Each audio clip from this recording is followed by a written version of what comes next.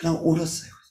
하나님, 저 북녘 땅, 저 동방 예루살렘, 하나님 저 땅에 다시 교회가 세워지게 도와주시고 우리가 들어가서 복음 전하게 하십시오. 그 땅에 들어가서 돌 하나 붙잡고 우리 풀 하나 포기 붙잡고 하나님 피조물들도 하나님의 아들이 오기를 고대한다고 했는데 하나님 그 땅에 들어가서 복음 전하게 해주십시오. 참 하나님께 너무 감사합니다. 오늘 새벽에도 새벽 기도회를 하고 우리 온라인 줌으로 저희 교회 지체들하고 같이 나눔을 했는데 뭐가 감사하냐, 하나님이 나를 택하셨다는 것에 대해서 감사하고 하나님이 나를 천만 제약 가운데서 공율로 하나님의 백성으로 세우셨다는 것에 대해서 감사하고 나는 할 수 없는데 하나님이 하심에 대해서 감사했습니다. 바울이 고백하죠. 나로 나된 것이 아니라 하나님의 은혜로 되었다. 그렇습니다. 하나님의 은혜로 오늘 이 자리에 섰음을 우리 주님 앞에서 고백합니다. 저는 예수님 믿은 지 이제는 22년이 됐습니다. 고난의 행군 때 중국으로 나와서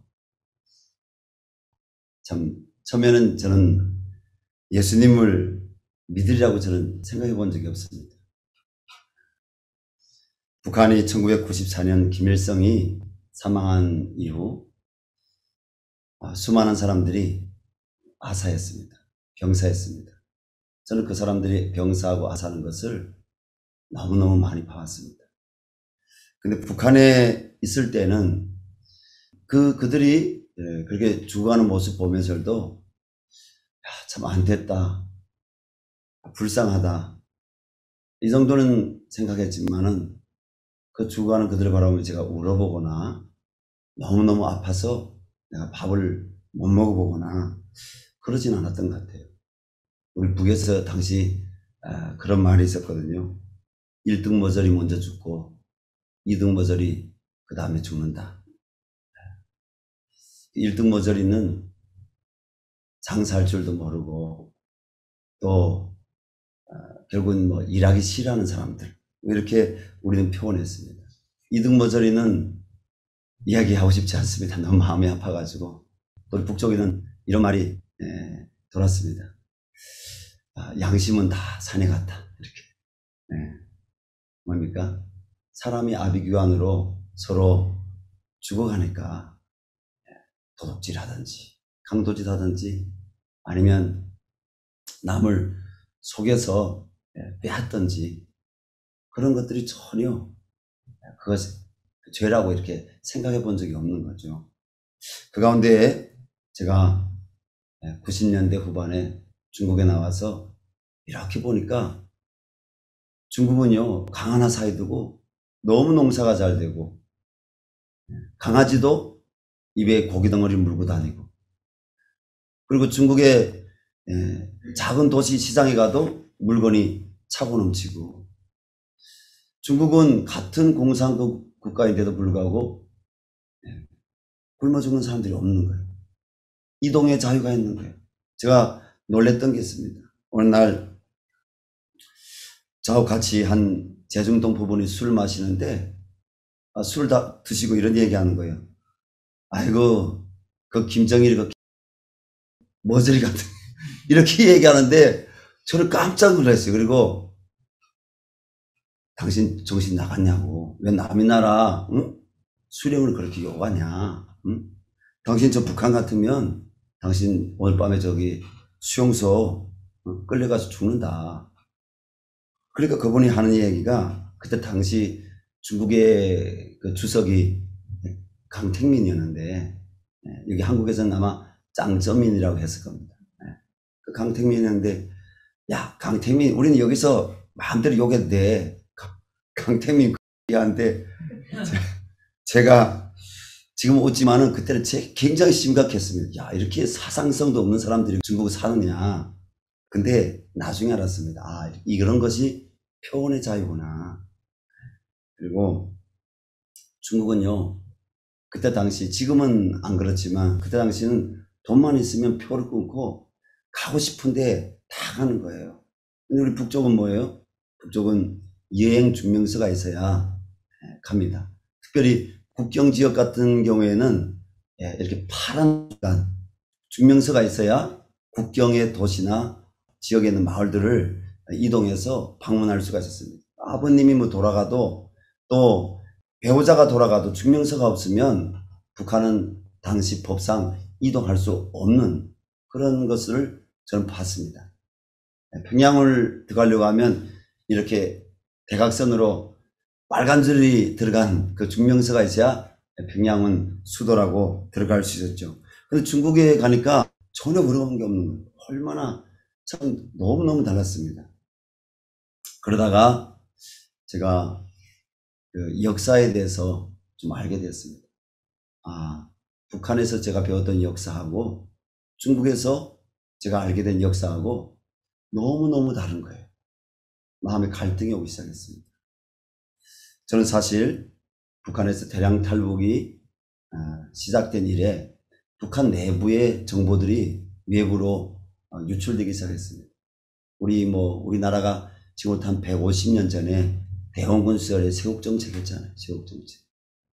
북한도 남북 분단 이후에 똑같았습니다. 6.25 전쟁 끝나고 그 이후에 북한도 폐쇄 정책, 외부의 정보도 못 들어오고 지금도 그렇잖아요. 불법으로 지금 들어가지만은 또 내부의 정보들이 외부 유출되지 못하고. 그러니까 뭐 저희는 어릴 때부터 뭡니까 태어나서 세계적으로 북한에서 김일성 사상 를 우리가 주입받게 됩니다. 주체 사상을 주입받게 됩니다. 아직도 제가 그 가사가 일부 잊혀지지 않는데 하늘은 푸르고 내 마음은 즐겁다. 세상에 부름 없어라. 그 노래를 이렇게 부르던 노래 기억이 납니다. 그렇게 배고프면서도 그렇게 못 먹으면서도 그렇게 잘 입지 못하면서도 우리 위대한 수령님이 세계에서 최고인 줄 생각했습니다.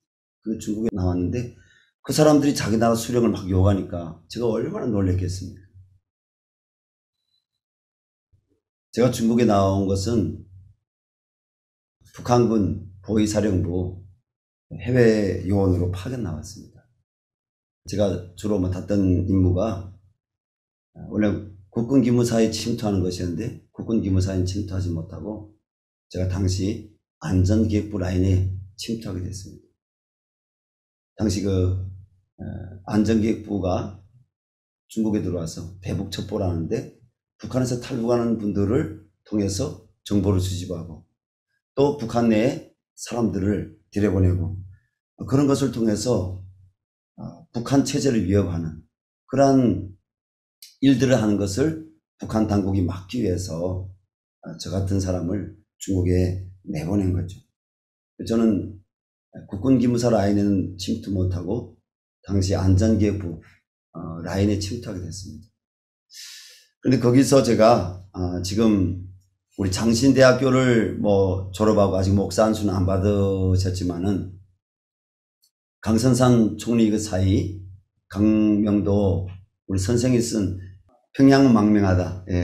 그 책을 제가 읽고 그 다음에 칼기폭파범 김현희가 쓴 책을 읽고 왜냐면 우리는 북에서 나오기 전부터 그 김현희 씨에 대한 이야기를 들었거든요. 그 아버지가 평양 식료공장 초급당 비서였다. 이런 이야기.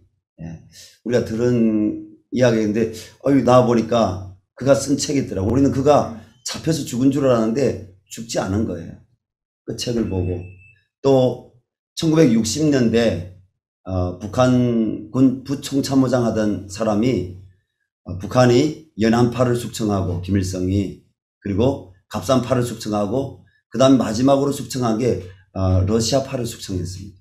그때 그 박아무개라는 그 부총참모장이 숙청당하는 것을 미리 알고 중국으로 통해서 러시아로 망명했어요. 근데 그 사람이 88 올림픽 때 한국 와서 자기의 자서전을 냈는데 그 책을 또 읽게 되었어요. 거기에서 북한의 숙청 역사나 북한의 우리가 몰랐던 역사에 대해서 알게 된 거죠. 그래서 저는 결국은 북한이 300만 명 이상이 굶어 죽는 그 땅의 현실들을 보면서 내가 도무지 일을 할 수 없다. 결국은 탈북하기로 결심을 했습니다. 탈북한 이후에는요, 다 탈북자입니다. 과거에 내가 누구였느냐, 그게 중요하지 않습니다. 탈북하면 다 똑같은 탈북자입니다.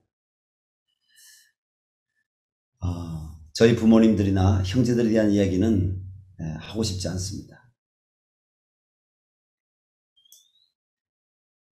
탈북에서 저는 길림성에 또 요령성에 이런 마을들로 숨어 다니면서 전전긍긍했습니다.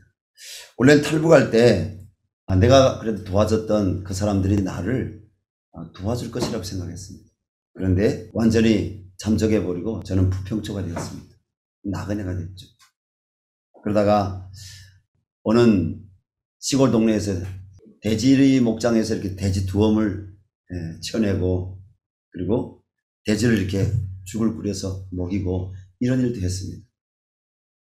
그러다가 또 잡으러 온다고 해서 결국은 제가 어느 날 새벽에 버스를 타고 급히 도망을 치는데 가다가 보니까 길림성 매하고 어느 지역에 있는데 무슨 소학교 이렇게 썼더라고요. 근데 거기에 제가 마음이 결국 가서 버스에서 내렸어요. 그리고 어느 집에 문을 이렇게 두드리니까 한 10대 중반 되는 여자애가 나오는데 그 여자한테 물었어요. 부모님들 안 계시냐 물어봤더니 부모님들이 교회에 갔다는 거예요. 그래서 이 교회가 어디 있느냐 했더니 저기라고 가리키는데 보니까 십자가가 보이더라고요. 제가 결국은 그 아이에게는 어떻게 할 수가 없었기 때문에 그 부모들이 도움을 받으려고 교회에 갔습니다. 그렇게 크지 않은 시골에 한 50명, 70명 모이는 교회였는데요. 그 새벽 기도를 끝내고 나오는 성도님들이 저를 보고 제가 저기 북쪽에서 왔다는 이야기를 듣더니 제 손을 잡더니 아이고 사랑합니다. 감사합니다. 빨리 들어오세요. 이렇게 하는데 저는 너무 낯설었어요. 왜냐하면 사랑합니다는 말을 제가 북에서도 들어본 적이 없고 중국에 제가 살면서도 저를 사랑한다는 얘기를 들어본 적이 없는데 사랑한다면 보통 이렇게 연인들끼리 사랑한다는 말을 제가 영화나 드라마에서 본 적은 있었지만은 저보다 이렇게 다 이모뻘 되고 또 제 어머니 뻘 되는 분들이 저를 사랑한다니까 제가 속으로 이 사람들이 미쳤나 아니 어떻게 나를 사랑한다고 할 수 있지? 굉장히 이상하게 얘기했습니다. 그리고 감사합니다 했는데 제가 뭐 그날 아침 그 교회 마당을 쓸어 드린 것도 아니거든요. 감사하다고 하니까 이거는 이 사람들 좀 이상하다. 우리가 북한에서 배운 교육이 있잖아요. 기독교는 침략의 앞잡이고 종교는 인민의 하편이고 선교사는 그 간첩이다. 그리고 그 원도도 일가에 대한 그 악독한 행위를 북한에서는 다 학교에서 가르쳐요. 학교에서 초등학교 때 다 가르쳐요. 그 어린 소녀가 나무에 떨어진 사과를 먹겠다고 그 나무 밑에 울바자로 넘어 들어갔는데 선교사가 개를 풀어가지고 그 소녀를 물어뜯게 하고 이 이마에다가 청강수로 도적이라고 새겼다는. 우리 다 그런 걸 북에서 온 분들은 배웠거든요. 그래서 범에 굴에 들어가도 정신만 차리면 산다고 했는데 내가 정신 차려야 되겠다. 문빗장을 제가 열지 않은 거죠. 그 교회에 들어가서 밥은 얻어먹고 잠은 잤지만 전 또 맥주를 그렇게 좋아했어요. 날마다 그 주머니에서 거기 교회 앞에 이렇게 매점이 있었는데 거기 가서 중국의 제일 좋은 맥주가 청도 맥주입니다. 청도 맥주를 또 이렇게 얼큰하게 먹고 들어와서 내님은 어디에 갔나? 부산에 갔나? 강주에 갔나? 뭐 이런 노래 부르고 어쨌든 세상 가요를 불렀습니다. 아리랑도 부르고 또 북쪽 땅을 바라보면서 김일성이 15살 때 뭐 압록강을 오르면서 불렀다는 뭐 그 노래도 부르고 다시 고향으로 돌아 못 가니까요. 앞을 바라봐도 내가 가야 될 곳도 보이지 않고 마음이 정말 가난했죠. 그럼에도 불구하고 그분들이 교회라고 나오라고 권유를 하는데 교회를 안 나갔어요. 바락바락하고 교회 안 나갔죠. 간혹 나가도 예배당에 앉아서 눈 감고 심지어는 이렇게 종이를 이렇게 둘둘둘 말아서 양쪽 귀에다가 틀어맞고 안 들으려고 하고 나는 절대로 안 미치겠다고 했기 때문에. 그런데 어느 날 그 교회에 한 40대 되는 여자 집사님들이 몇 분 계셨는데 그분들 제일 젊은 분들이었어요. 그분들이 집에 안 들어가고 4월 동안 교회에서 금식하고 철야를 하는 거예요. 그땐 금식이란 말 제가 잘 모르죠. 밥을 안 먹는 거예요, 그분들이. 저는 하루 세끼 그 교회에서 밥을 먹는데 그분들 밥을 안 드시는 거예요. 그리고 밤에 자지 않고 주여 주여 아버지 하면서 그 세 분이 철야를 하는 거예요. 그래서 그 교회 사찰 집사님 어머님한테 물어봤습니다. 저분들은 왜 집에도 안 들어가고 남편도 있고 학교 보낼 자녀들도 있는데 밥을 저렇게 굶고 있느냐고. 그랬더니 하시는 말씀이 제 마음이 찔렸어요. 선생을 위해서 금식 기도를 한다는 거예요. 그래서 금식 기도가 뭐냐 물어보니까 하나님이 이런 그 문제를 안 들어주시면 우리를 죽여주십시오. 죽기를 각오하는 것이 금식 기도라는 거예요. 죽여달라고. 그 말 들으니까 제 마음에 너무 찔렸어요. 아니 내가 뭔데 저들 친척도 안 되고. 그리고 제가 들어갔던 그 지역은요, 중국 가면요 북선 지역, 남선 지역 하더라고요. 그 북선 지역은 주로 연변 그 조선족 자치주를 중심으로 해서 흑룡강 일부 뭐입니까? 함경도 지역 사람들, 그 사람들이 사는 지역들이 북선 지역입니다. 그분들은 말투도 그랬어, 저랬어, 마다베 이렇게 마담에 이렇게 그쪽 분들은 그렇게 불러요. 근데 제가 갔던 그 지역에 예수님 만났던, 제가 처음 교회 문을 두드려서 들어갔던 그 교회는요 남선 지역이었어요. 전라도 출신 분, 그 조상들이 전라도 출신 분들, 뭐 충청도 출신 분들, 이런 분들이 주로 이렇게 모여 사는 그런 동네였습니다. 아마 외정식이 이미 그렇게 자리 잡지 않았나 그런 생각을 합니다. 그분들은 다 말씨가 약간 좀 우리 남쪽 말씨 비슷하게 해. 식량 주변에 있는 분들. 근데 그분들은 제가 이 이야기를 그 배경으로 하는 것은 그분들은 저 북조선에, 중국에서는 그때 당시 북조선이라고 했거든요. 지금은 아마 중국의 제중동포들이 북한 남한이라고 얘기할 겁니다. 근데 그분들 입장에서 볼 때는 북조선에 친척이 한 명도 없어요. 그런데 제가 뭐라고, 사실 저를 경찰에 신고해서 북송되게 해도 그분들은 법적으로 올바른 거 하는 거죠. 근데 저를 숨겨주고 저를 먹여주고, 제가 그 교회 나오라고 하는데도 교회도 안 나오고 그렇게 애를 먹이고 하는데도 그분들은 저를 위해서 밥을 굶어가면서 기도한다니까 제 마음이 양심이 찔렸습니다. 그래서 좀 마음을 열고 그때 그렇게 교회에 나갔어요. 교회 나갔는데 하나님 그때 은혜를 주셨어요. 찬송가 91장이요 제 귀에 들려오기 시작하고 마음에 들려오기 시작했는데, 슬픈 마음 있는 사람 예수 이름 믿으면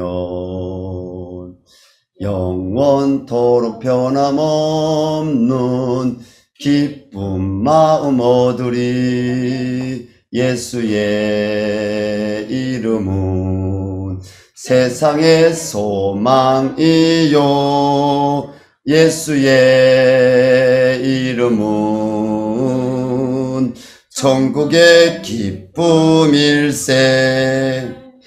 예수가 누군지는 모르겠는데 가사가 제 마음에 드는 거예요.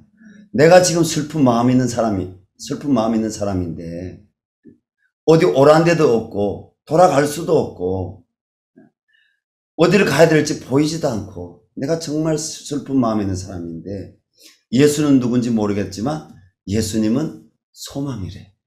예수님은 기쁨이래요. 그래서 펑펑 울었어요. 20대 후반 펑펑펑 울었어.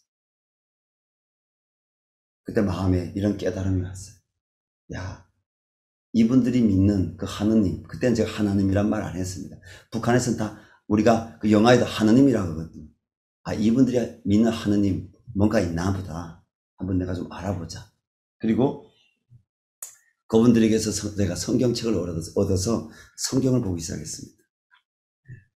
그 지역은 연변 지역이 당시 아니었기 때문에 연변 지역에는 조선글, 한글로 된 잡지들도 있고요. 예, 책들이 많습니다.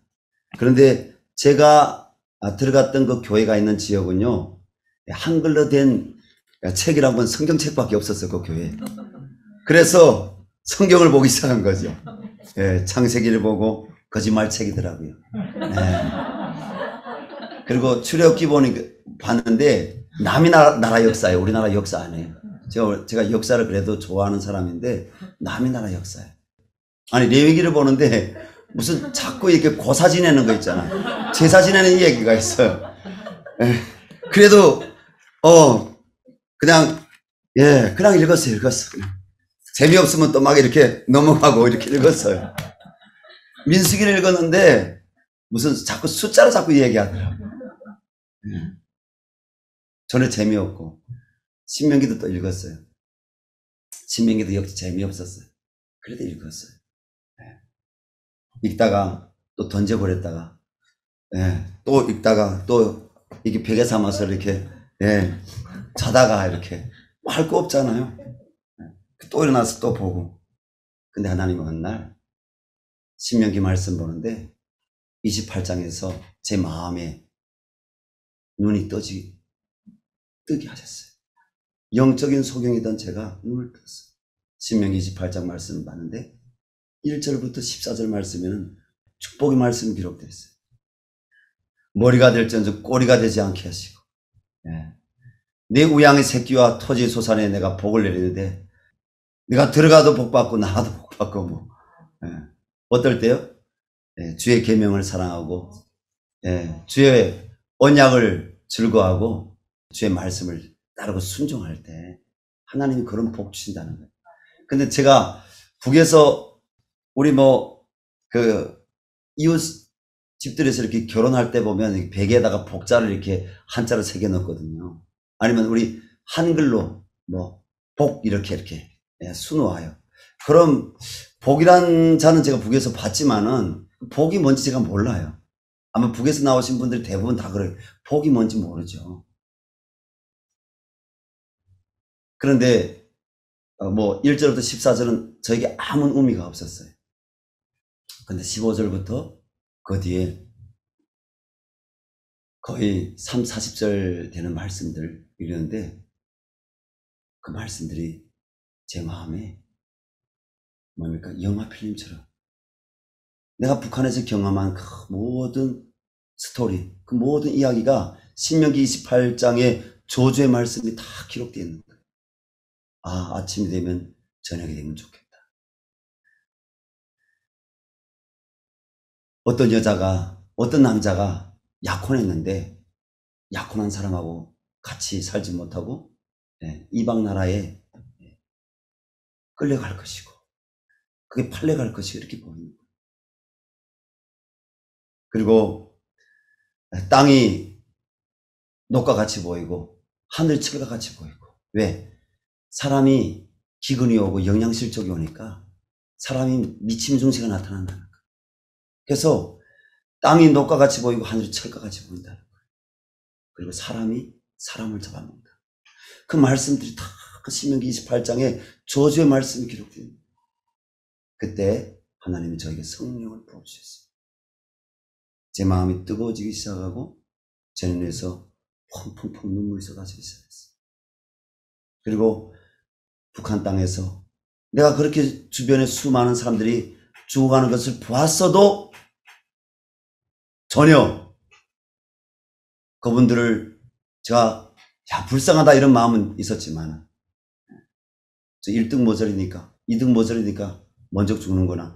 그렇게 화이 맞았던 내 마음에 하나님 뭡니까? 과거에 내가 어릴 때부터 성장하는 가정 가운데 내가 지었던 그 모든 죄들을 하나님이 마치나 파노라마처럼 한 장면 보여주시고, 회개하면 또 한 장면 보여주시고, 회개하면 또 한 장면 보여주시고, 그리고 북한 땅에서 전염병과 기근 가운데 죽어가던 그 수많은 사람들의 그 모습들을 다 하나님 보여주시면서 이 말씀이 참으로 하나님 말씀이라고 믿어지기 시작했어요. 그리고 하나님 앞에 저녁 9시 지나서부터 새벽 4시 지나선지 가까이 돼선지 5시 전 됐는지 온밤 안 자고 눈물로 회개했어요. 새벽에 보니까 바닥이 질퍽한 거예요. 바닥이 눈물로 질퍽한 거예요. 마음에 기쁨이 가득했어요. 그 교회는 새벽 5시에 새벽 기도하는 교회였는데 처음 새벽 제단에 내가 앉았어요.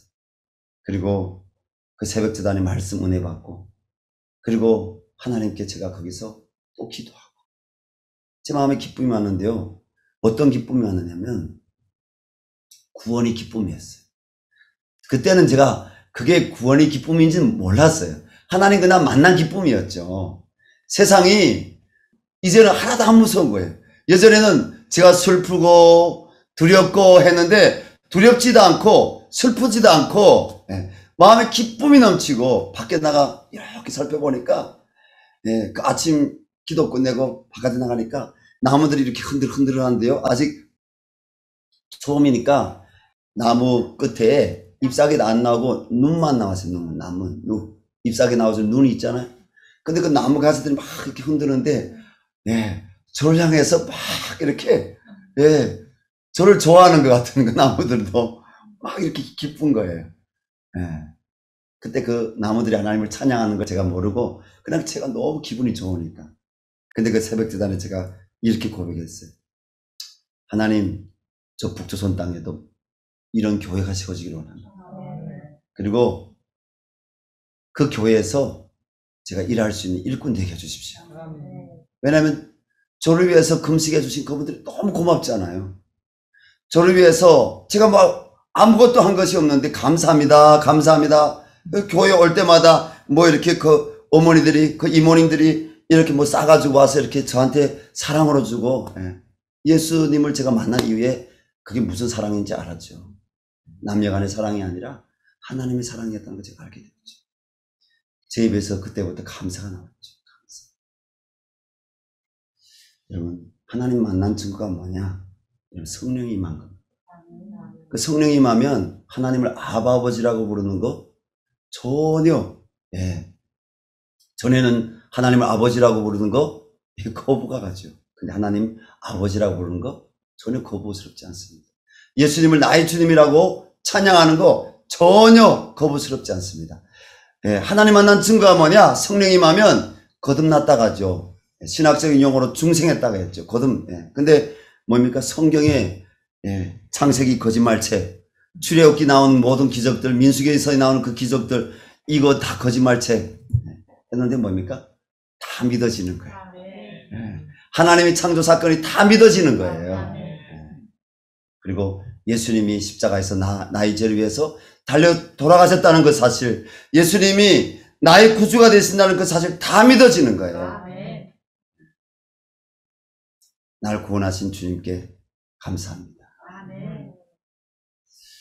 하나님이 그때부터 저를 성령으로 인도하시기 시작했어요. 제 마음에 소원들이 생겼어요. 하나님, 저를 성경 공부하고 싶습니다. 저를 성경 공부할 수 있는 데로 좀 보내주십시오. 제가 성경을 다 읽어보지 않았잖아요. 그 교회에 성도님들이 한 50명, 70명씩 주일마다 나왔지만은 목사님이 없는 교회였어요. 전도사님도 없는 교회였어요. 그때 당시 다 그랬죠. 중국의 초기 막 부흥할 때 90년대 중후반 초반에 중국 교회들이 막 부흥했지만 시골 교회들에는요 전도사님들이 없었어요. 다 뭡니까? 권사님들이 설교하고 교회 책임 집사님들 이런 분들이 다 설교를 했어요. 뭐 톰슨 성경, 라이프 성경, 목자 성경 뭐 5-6권씩 이렇게 펼쳐놓고 주석을 서로 이렇게 비교해 가면서 손으로 이렇게 써서 다 이 군멸부터 그분들 기도하면서 다 써가지고 설교했어요. 예. 대단하죠. 근데 제가 어떻게 예수님 믿어야 되는지 그 교회에서 저를 성경 공부 가르치는 분이 없었어요. 예. 그냥 성경 문당 무작정 읽으라는 거예요. 그래서 성경 공부하고 싶었어요. 그래서 기도했는데 하나님이 그렇게 기도해서 50열째 만에 응답을 주셨어요. 저보다 먼저 최강 선교사님을 우리 한국에서 파송한 선교사님 만났던 최아무개라는 지금 우리 남쪽에 와서 너무 훌륭한 목사님이 되셨는데 그 목사님이 중국의 명성교회라고 그 교회에서 제가 3일 동안 금식하고 있는데 하나님 제가 반나절이라고 반나절은 성경 공부할 수 있는데 좀 보내주십시오. 성경 제가 잘 몰랐다고 하잖아요. 그러니까 하나님이 제가 이렇게 고백해서 하나님이 공짜의 하나님이 아닌 건 내가 아니까 저 공짜로는 제가 공부 안 하고 싶습니다. 그러니까 반나절은 일하고 반나절은 좀 성경 공부할 수 있는데 보내달라 그렇게 기도했어요. 근데 신실하신 하나님이 그 최 목사님을 명성교회에서 만나게 해주셨는데 하나님이 풀로 이렇게 아침부터 저녁 늦게까지 성경 공부를 할 수 있는데 하루에 성경 8시간 이상씩 통독을 하고 말씀 5구절 이상 암송해야 잠을 잘 수가 있고 하루에 2번씩 예배드리고 기도할 수 있는 그런 하나님이 성경 통독반으로 인도해 주셨습니다. 할렐루야. 여러분 우리 하나님은 신실하신 하나님이십니다. 마음의 소원을 주시고 그 소원을 이루어주신 하나님. 빌립보서 1장 6절 말씀에 너희 안에 착한 일을 시작하신 그가 그리스도 예수의 날까지 내가 이르게 하실 줄을 확신하노라. 사도 바울이 그렇게 고백했잖아요. 하나님이 진실하게 저를 성경 공부할 수 있는데 그리고 나중에는 한국에서 조직신학도 와서 가르치고 교회사도 와서 가르치고 와서 설교도 가르치고 지하신학교였어요. 그리고 공부하고 그때는 우리는 한국 오는 걸 꿈에도 생각 안 했습니다. 우리의 슬로건이 뭐냐면 저 북조선에 예수의 피를 뿌리자. 그리고 그 옛날 동방에 빛나는 예루살렘 어희에 무너졌냐 주님 탄식하신다. 오 주여 우리를 보내소서. 그 복음성가를 부르면서 그냥 울었어요. 하나님 저 북녘 땅, 저 동방 예루살렘 하나님 저 땅에 다시 교회가 세워지게 도와주시고 우리가 들어가서 복음 전하게 하십시오. 그 땅에 들어가서 돌 하나 붙잡고 우리 풀 하나 포기 붙잡고 하나님 피조물들도 하나님의 아들이 오기를 고대한다고 했는데 하나님 그 땅에 들어가서 복음 전하게 해주십시오. 왜? 그 땅에 복음이 없으니까. 그 땅에 하나님의 교회가 무너지고 그 땅에 예수님의 복음을 전할 수 없으니까 그 땅에 재앙이 온 거잖아요. 그죠? 그 땅의 피조물들 가운데도 하나님의 영, 성령의 역사가 그 땅에 충만해야 되는데 우리는 하나님께 매일 2번 이상씩 기도회를 예배하면서 하나님 저 북조선 땅에 교회가 세워지고 우리가 가서 예수의 피를 뿌리게 해주십시오. 그렇게 기도하며 준비한 거죠. 정말 수년만 있으면 우리가 북조선 땅에 들어가는 줄을 생각했습니다. 그리고 하나님 복음통을 달라고 그렇게 하나님께 부르짖어 기도했어요. 그런데 하나님은요, 하나님 만난 이후에, 소명받은 이후에 하나님의 종이 되기까지, 하나님의 사람 되기까지요, 우리 광야 훈련을 했습니다. 하나님이 광야 훈련을 주셨어요. 하나님 민수기서의 말씀에 우리를 낮추시는 것은 우리가 주의 말씀에 순종하는지 순종하지 않은지 그걸 보신대. 최강 선교사님을 통해서 정말 사랑도 많이 받고 은혜도 많이 받고 그리고 첫 사역을 학생들 모집해서 하다가 실패했어요. 왜냐하면 제가 작은 말씀의 지식은 있었지만은 하나님을 체험한 많은 은혜도 있고 제가 성령 충만 받고 은사도 받고 했지만 제 안에 여전히 육의 사람이 가득했어요. 혈기가 가득했어요. 그러니까 뭡니까? 사랑이 없으면 하나님 나라의 사역을 할 수 없는 거죠. 하나님의 복음을 전할 수 없는 거죠. 생명과 성령의 법으로 해야 되는데 여전히 육신의 법으로 처음 사역을 했는데 하나님이 저를 처절하게 짓밟으셨어요. 첫 사역이 깨졌습니다. 그리고 나중에 다른 곳으로 가서 거기서 또 은혜 받고 그리고 다시 사역을 시작했습니다. 근데 너무너무 신났어요. 똑같이 훈련받은 대로 다른 사람들을 양육하는데 그분들도 은혜 받고 나도 은혜 받고 한참 은혜 받는데 어느 날 중국 공안에 체포됐어요. 2000년대 초반이죠. 체포돼 가지고 한 20여일 동안 감옥에 갇혀 있었는데요. 감옥 안에서도 그냥 믿음이 충만했어요. 그냥 하나님께 기도하면 하나님이 베드로를 그 옥에서 나오게 하신 것처럼 바울과 실라를 그 옥에서 그들이 찬송했을 때 나오게 한 것처럼 우리도 하나님이 중국에서 아예 풀어줄 줄 믿고 그렇게 기도했어요. 그런데 웬일이에요? 북송이 돼요. 중국 도시 이름은 얘기하지 않겠어요. 변방대 감옥에 거기까지 기차를 타고 하루 종일 기차 달려가지고 그 변방대 감옥에 들어갔어요. 그 벽에 보니까 벽에 이런 글들이 써 있는 거예요. 여호와는 나의 목자시니 내가 부족함이 없으리로다. 그리고 주의 이름을 부른 자는 구원을 얻으리라. 그 감옥의 벽에 중국 변방대 감옥의 벽에 그 말씀 구절들이 그렇게 많이 써 있는 거예요. 하나님이 세상을 이처럼 사랑하사 독생자를 주셨으니 이는 저를 믿는 자마다 멸망치 않고 구원을 얻으리라. 그리고 기도문들이 거기 적혀 있었어요.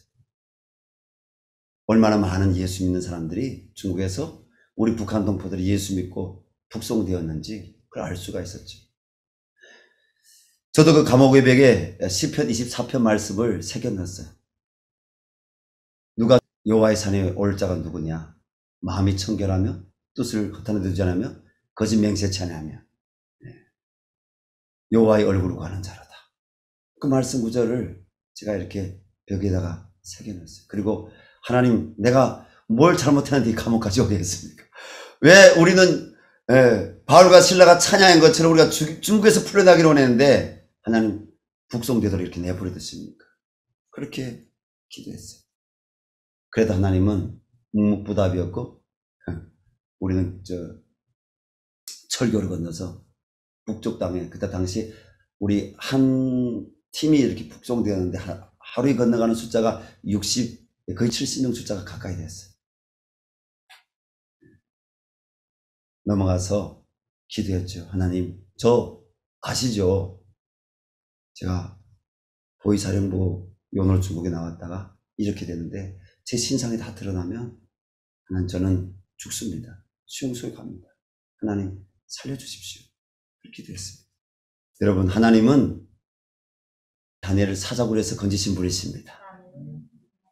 다니엘의 세 친구 사드락과 메삭과 야벳느고 하나님이 그들을 불 가운데서 건지시는 분이십니다. 하나님은 살려주셨습니다. 제가 다른 이름으로 제가 잘 알던 이렇게 한 고향 친구 그 형님의 이름으로 거기에 이렇게 다 조서를 써냈어요. 근데 당시 그게 가능했던 게 다 통과한 이후에 제가 딱 돌아보니까 가능했던 게 북한은 당시 우리 남한처럼 이렇게 컴퓨터화가 안 됐어요. 모든 것을 전화로 확인하지 않으면 똔츠 이렇게 이런 걸로 다 확인하는 거예요. 근데 제가 보이부 과목 통과했어요. 그 보이부에서 간절히 기도하는데 하나님이 저에게 환상을 보여주시는 거예요. 제가 갇혀 있는 그 감옥은 이 돌무덤 같은 곳으로 느껴졌어요. 그리고 빛이 많은데 그 빛 가운데 천사 같은 형체가 나타나서 그 돌무덤 같은 그 옥을 깨뜨리는 거예요. 그리고 빛이 그 감옥 안에 확 이렇게 들어오는데요. 저를 감싸는데 그때 제 마음에 큰 평안이 왔어요. 보이부 감옥. 보이부 감옥을 일주일 못 통과하게 되면요. 그러면 어떻게 되냐면 그러면 그 사람은 10중 8구 정치범 수용소로 가는 거죠. 왜냐면 보이부 감옥에서 뭘 조사하느냐. 너 중국 가서 남조선 사람 만나본 적 있느냐? 너 미국 사람 만나본 적 있느냐? 너 적십자 표식이 있는 그 집에 가본 적이 있느냐? 너 가죽으로 된 책 읽어본 적이 있느냐? 이런 것들을 물어봐요. 그럼 뭐예요? 기독교를 접했는가 보죠. 기독교를. 한국 사람 만났다? 미국 사람 만났다? 그러면 간첩 제목을 씌우는 거예요. 그 과정을 누구나 다 통과해요. 근데 하나님이 그 모든 과정들을 통과하게 하셨어요. 그리고 얼마 안 있어서 우리 보안성에서 관리하는 직결소로 가서 얼마 안 있어서 하나님 저를 풀어주셨어요.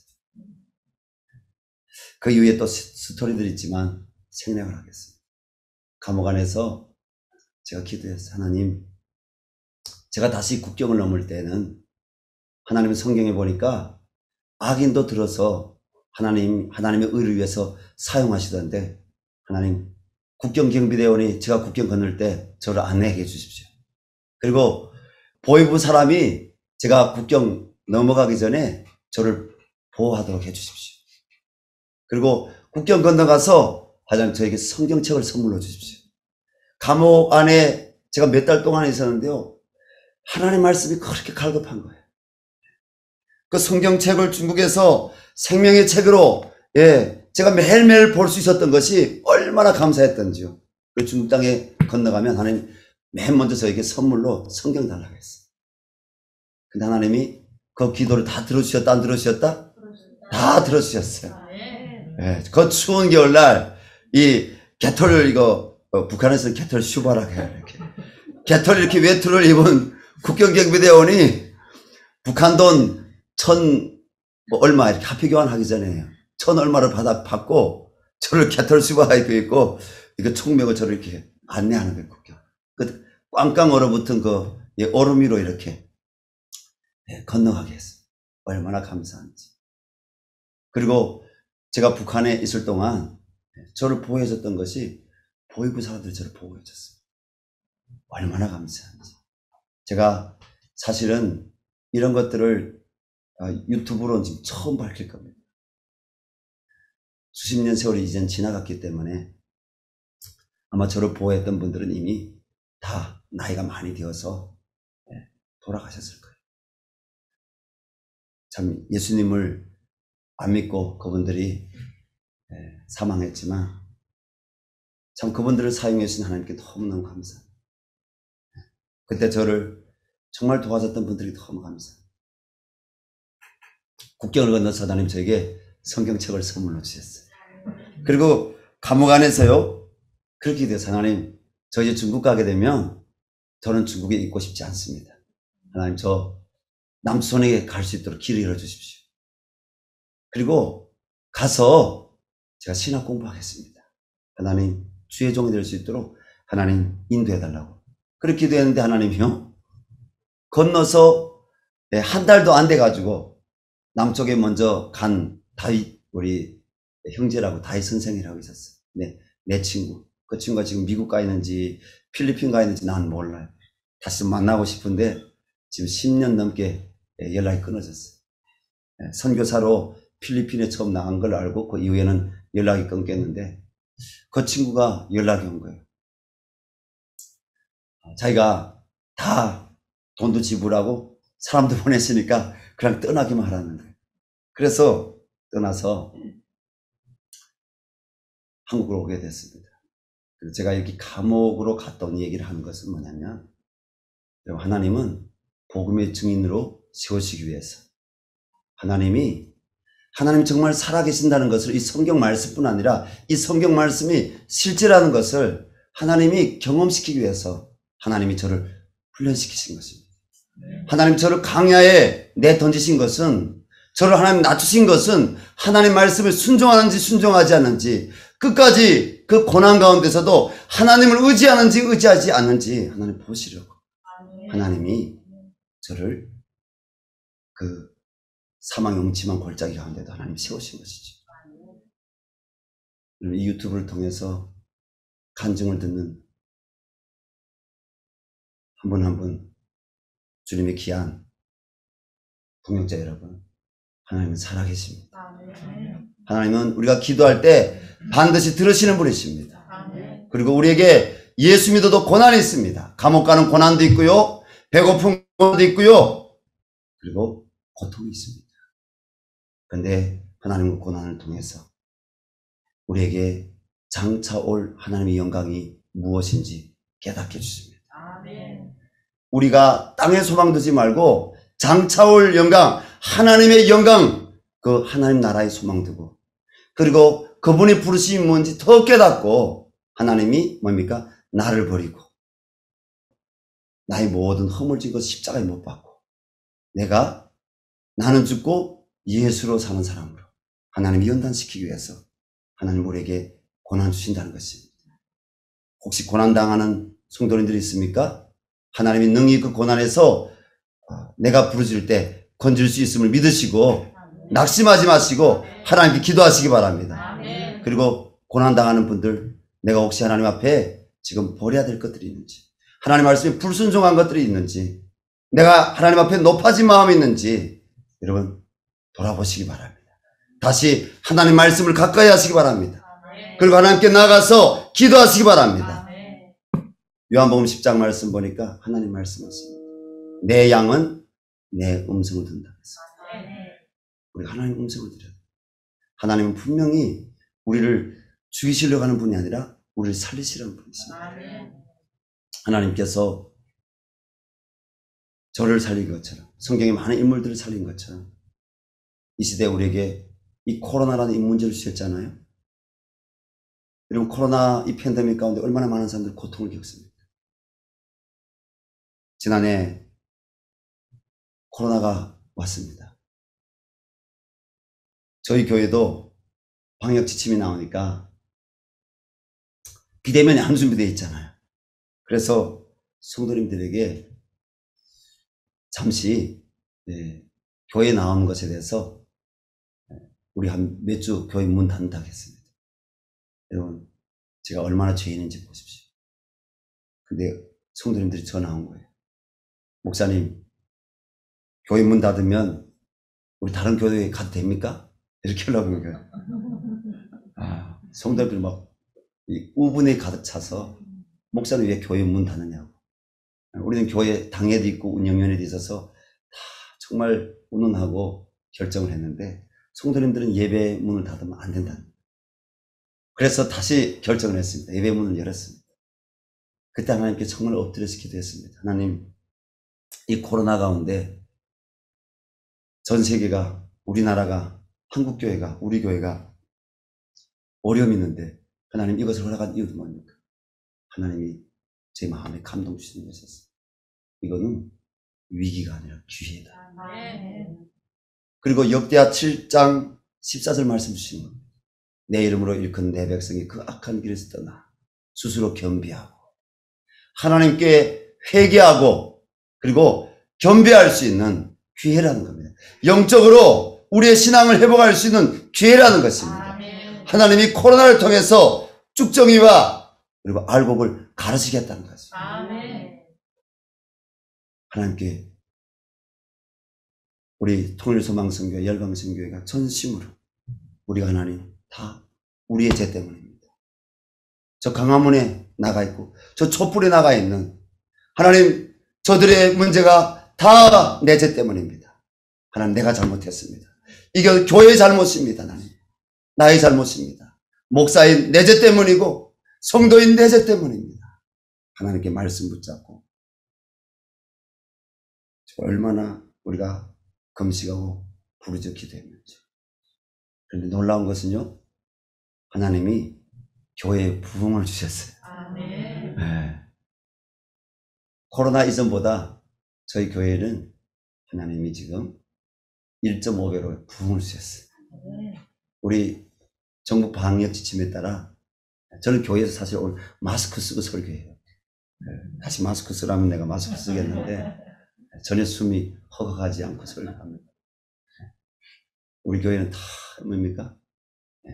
사부 예배로 나눠서 정부에서 정한 지침에 따라서 우리는 예배를 드리고 있습니다. 얼마나 감사한지. 온라인 줌을 허락해서 온라인 줌을 통해서 더 성도님들이 성경 공부 많이 하고 더 셀 모임을 많이 하고요. 더 기도 모임을 많이 하고요.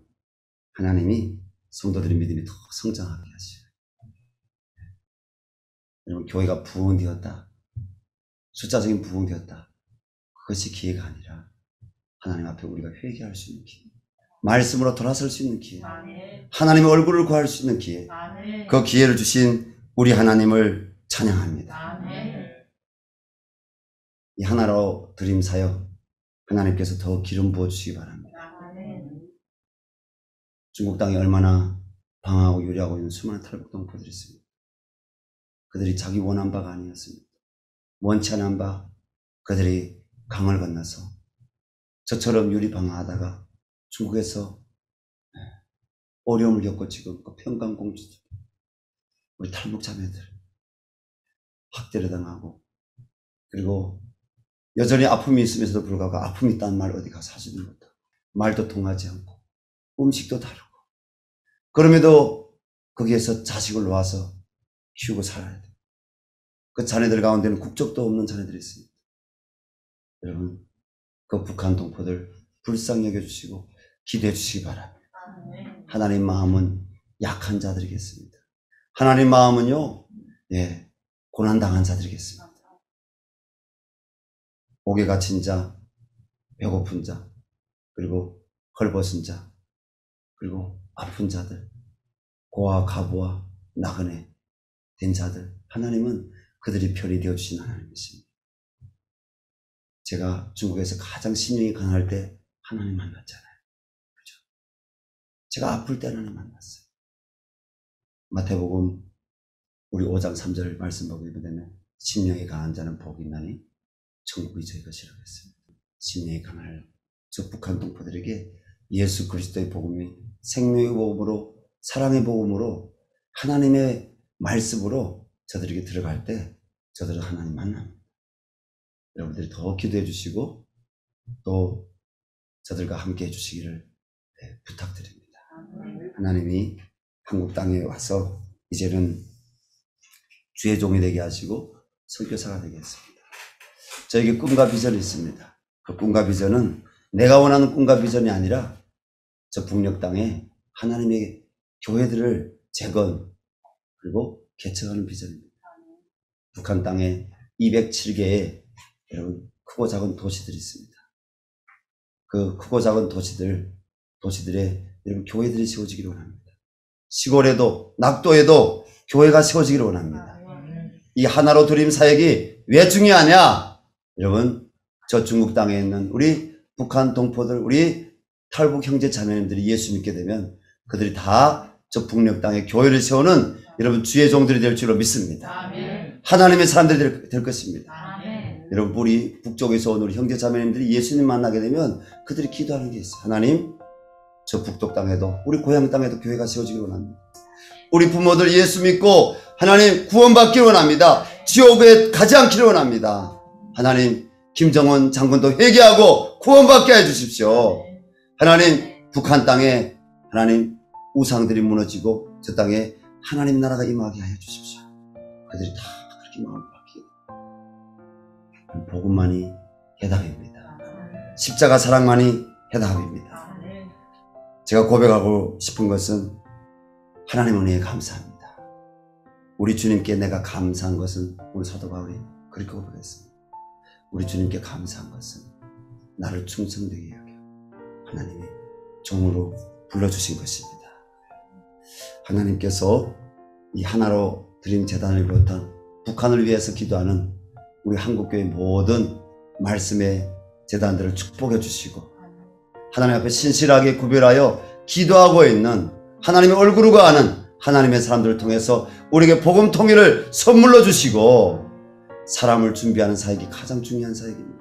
하나님이 우리 한국교회를 통해서 저 북한 땅에 문을 열고 그 땅에 하나님의 교회를 세울 수 있는 느헤미야, 에스라, 학개, 스가랴, 바울 같은, 에스더 같은, 안나와 같은, 베드로 같은, 디모데 같은 그런 믿음의 종들을 우리 통일민, 우리 탈북민들과 그리고 우리 남쪽, 우리 다음 세대, 우리 젊은이들 가운데 많이 세워주시기를 간절히 기도합니다. 하나님께서 이를 위해서 저와 여러분이 더 기도하기를 원하십니다. 여러분 기도하되 낙심하지 말고 기도하시기 바랍니다. 하나님은 아무도 포기하지 아니하시기를 원하십니다. 기도하겠습니다.